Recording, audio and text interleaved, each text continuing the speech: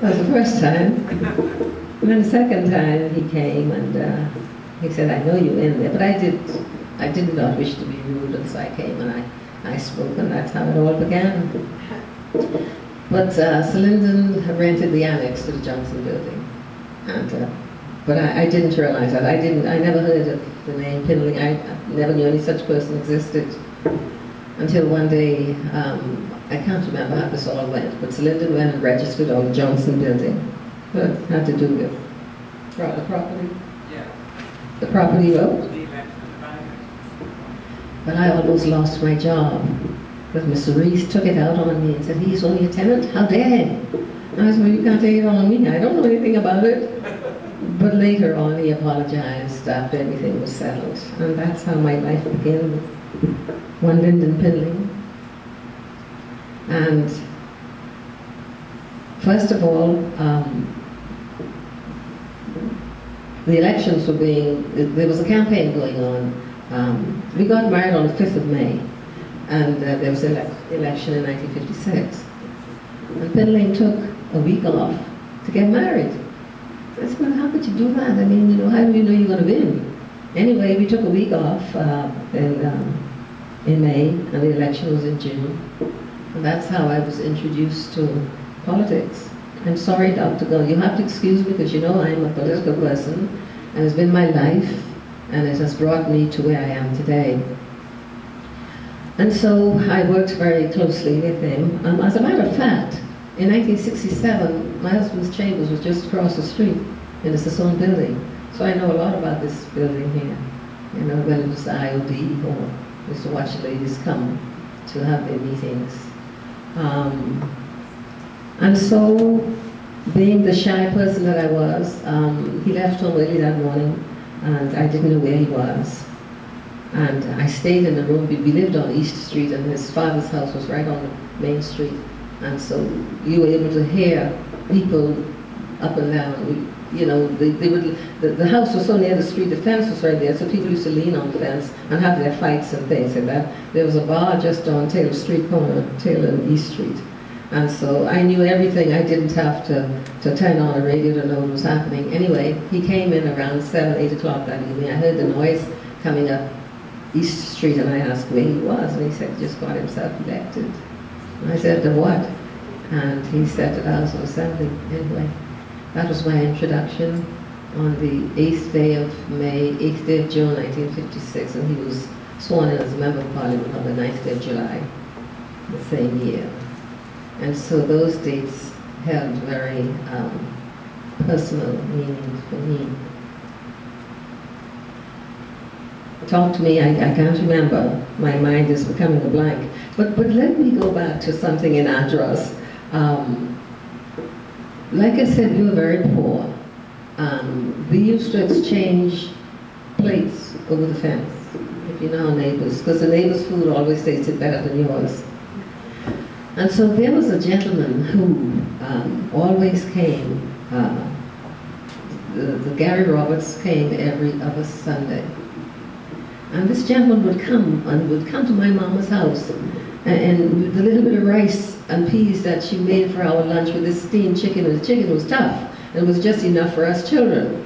And he would come and he would sit there right by the door, and he would not leave, and at 12 o'clock, he's still there. Mama's rice getting hard out there in the pot, because we had to use wood, you know, for the fire. And he would, so us children decided we're going to get him out of here one way or the other so we could have our lunch. So we climbed up into the sapodilly tree and shouted, "The mail coming." No, we put the broom in the corner first and put the salt in the broom, because we were told if you want to get someone out of the house, you do that, and they would leave. But he didn't leave, and so we went to the sapodilly tree and went to the very top and shouted, "The mail coming." And sure enough, we got him out, and so we were able to have our lunch. As cold as it was, we thoroughly enjoyed that. Like I said, I'm going back and forth with my life. And so my political life began. I worked very closely with the ladies of our party, and that's how I think I learned how to raise money. But as you read from my book, my life went on. We were in opposition for many years, and then we became the government. And after we became the government, as I said, we were just across there in that building. And then we moved on in so many areas, and we had a good relationship. You know, I had a good relationship with Sir Rowland and Lady Simonette and Mrs. Diane Simonette. They were always very kind to me when we were in opposition. I never forgot that. And I remembered one night, House of Assembly was in session, and we being the opposition, carrying on in the streets, and I was just following the people. Whatever they did, I followed. And I remember we followed the staff at Down Bay Street one night, and he never looked around. And I respected him, you know, because he believed in his country, and he made his contribution in this country. And he just looked at us and smiled and just walked on to his building, and we had to just turn away and come back. But all of that was in the making, and it was not done in just to hurt anyone. It was just politics. And of course it happened to us afterwards too, so you know what goes around comes around. And so we decided that the country should become independent, and it was at our admission as the newest member of the Commonwealth in Ottawa, Canada in 1973. Her Majesty was there, and at her dinner she was receiving the heads and their wives.